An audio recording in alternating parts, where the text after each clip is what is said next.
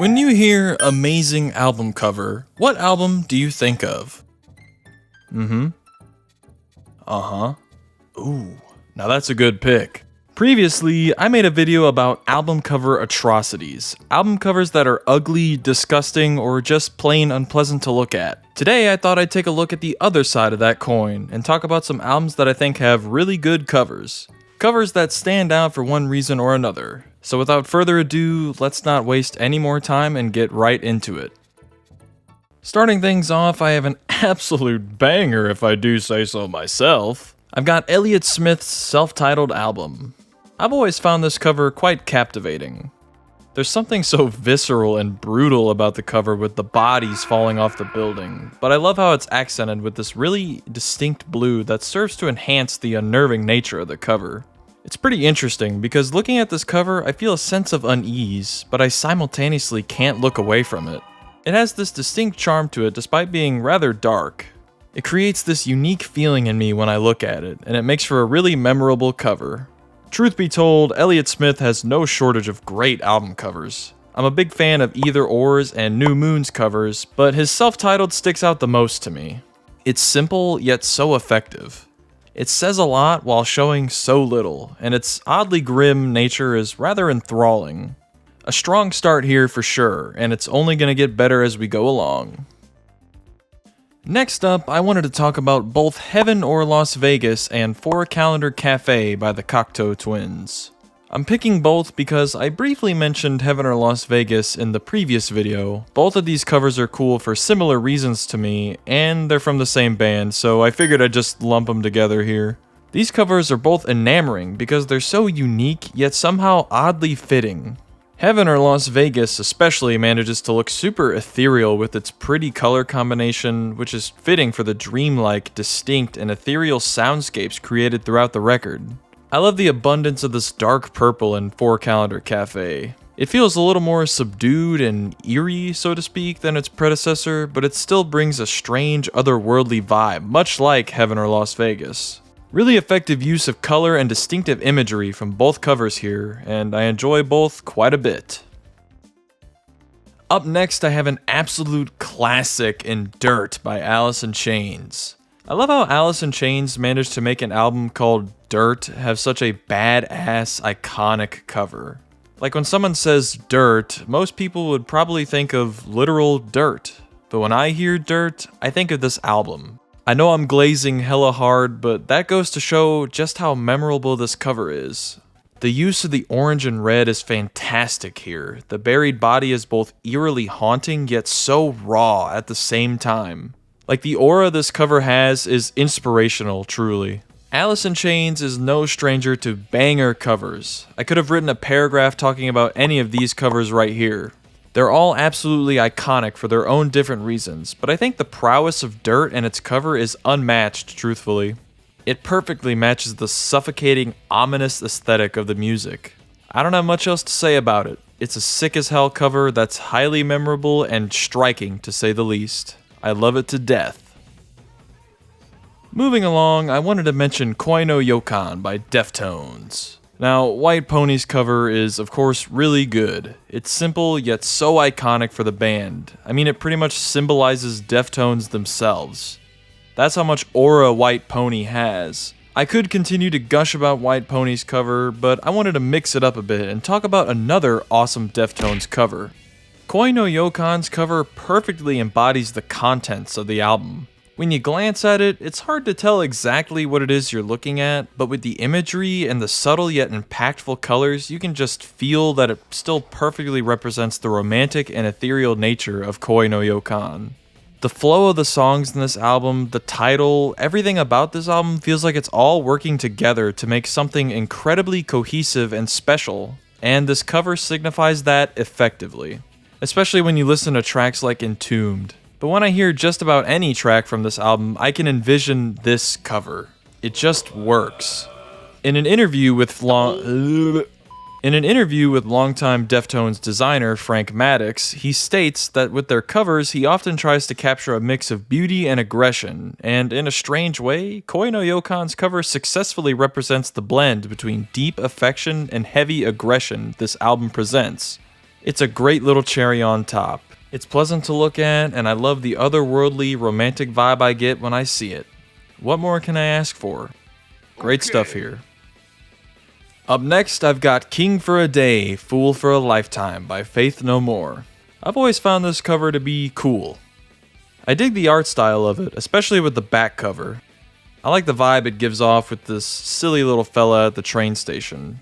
And the front's cool too with that dog! Even though it has a lot of red, I've never thought it to be too much. I actually like it partially for this reason. Faith No More has always been a unique band, and their covers are no exception. But even among their covers, King for a Day stands out. The use of the deep red allows the cover to pop, and it makes it a memorable cover even amongst a bunch of other distinct covers. And I mean stands out in a very literal sense too. Like the red is so vibrant on this cover that I was literally able to spot this record smushed up to a bunch of other albums when I found it at my local record store. There's something about that I've found quite a bit of charm in. It's hard to precisely pinpoint why, but I also think the cover is a good representation of the title. To me, King for a Day's cover frankly just has this cool aura surrounding it, which is another thing I appreciate about it. Thanks to the neat artwork, color use, and striking title, we got a standout addition here from Faith No More. Next up, I've got Korn's self-titled debut. Generally speaking, Korn as a band is kind of hit or miss for me, but I will say I do like this album and absolutely love this cover. I have a little history with this one because I remember seeing this cover and it always freaking me out when I was a kid. It does a great job at creating this eerie and disturbing vibe with the tall, shadowy figure towering over the girl. This cover also uses color to its advantage to create this uneasy vibe with the harsh, dark red. When I look at this cover, the stage set here always puts me on edge because you know nothing good is going to happen in this scenario here.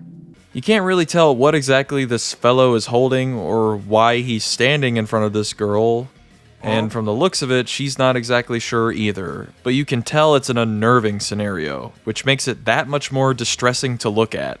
I love Korn's cover for that reason, though. It mirrors the dark, depressing topics explored throughout the entirety of this record. And it's a great use of horror in a piece of media. Big fan of this one. Moving on, I've got Radiohead's Kid A. Man, where do I even begin with this one? This shit is tight. I'm not gonna lie, I went back and forth on which Radiohead album I wanted to talk about. Once again, we have another band that has had several iconic covers. Oh my god! Once again, we have another band that has had several iconic covers. In Rainbows and OK Computer are both fantastic. Hell, the Bends might be a bit goofy, but it still is iconic. Even Hail to the Thief is kinda cool, but ultimately I've decided to focus on Kid A, as it has the strongest impact on me personally. Everything about Kid A's cover is damn pleasant to look at, to say the least. From the captivating icy looking mountains in the foreground, to that deep orange and burgundy in the background blending together that beautifully contrasts the bright colors in the foreground, to the overall style of the painting itself. It's beautiful. It has a borderline haunting and lonely vibe while still remaining weirdly pretty with the vast landscape and contrasting yet eye-catching colors. Shit's crazy. It makes me feel an indescribable feeling, but leaves me in awe at the same time. Like, how did they manage to do that? So many complex feelings being evoked from this cover, it's fascinating actually. Look, I know I sound like a broken record, but we have another one that accurately represents the music itself, too. Overall, just insanely good stuff with this one. You really can't go wrong. Bravo, Radiohead. Wait a minute. Up next, I've got another absolute classic with Pink Floyd's Wish You Were Here. I'm a simple man. If I see things on fire, I go, hell yeah. Pink Floyd has a number of picks for iconic album covers, but Wish You Were Here sticks out to me even amongst the likes of Dark Side of the Moon. The sheer aura of these two businessmen shaking hands with one of them bursting into flames has and always will go hard as fuck. It's so clean, it's sleek, it's eye-catching, it's creative and cohesive. It's elegant with a touch of lingering darkness that I love. There's plenty of words to describe this cover. It's also cool because the cover has a handful of metaphors for the topics touched on in the record, and is ultimately inspired by how we often hide our true selves in fear of being ridiculed, which is also represented here. A tale as old as time, truly. It's an incredibly effective and cohesive example of theming in an album. Wish You Were Here's cover damn near perfectly represents the themes it showcases with its imagery and direction, and it's led it to be cemented as one of the most recognizable covers ever. Lastly, but certainly not least, I wanted to talk about Duran Duran's Rio. This is like Korn's cover in the sense that Rio and I go way back. As in, I saw this cover as a kid and it freaked me out for a long time. Yeah, that's right. This long, cool woman was pretty creepy to me as a kid. It's not as creepy to me now, and I may be a bit biased to this cover because of my history with it, so to speak, but I like it. It's got this sleek swagger. While looking into the lore behind this cover a bit, I learned that there's a lot more inspiration pulling it together than I ever realized. The title basically comes from Rio de Janeiro, and it's supposed to represent a, quote, party that never stops, and a whole heap of other fun feelings. This is reflected in the songs themselves, which are generally quite uplifting and energetic. The allure of this woman here is mysterious, elegant. There's a whole plethora of words to describe the vibe this painting here brings, which in and of itself is captivating. She's supposed to symbolize a lot of the exhilarating feelings John Taylor was experiencing on the road at the time. However, at the same time, it's odd because even though I can see how Rio's cover does symbolize these sentiments shared, such as partying or beauty, in a way it also kind of subverts that expectation. The woman here is glamorous, but she also looks kind of dangerous. Maybe it's because of her pale skin. There's a lot of clashing vibes I get looking at old Rio here. But if you couldn't tell, I'm a sucker for that sweet, sweet contrast. All of these background influences came together to create an iconic cover that really is a standout in its own way, offering a wave of clashing vibes and themes from one album depicted in one striking image. It's pretty damn cool. That's just about all I've got to say, ladies and gentlemen. I hope you enjoyed. What do you think of these covers? Are these covers fire, or am I an absolute tweaker with no sense of artistic taste? As always, feel free to let me know. And while you're at it, let me know some of your favorite album covers. But until next time, take care.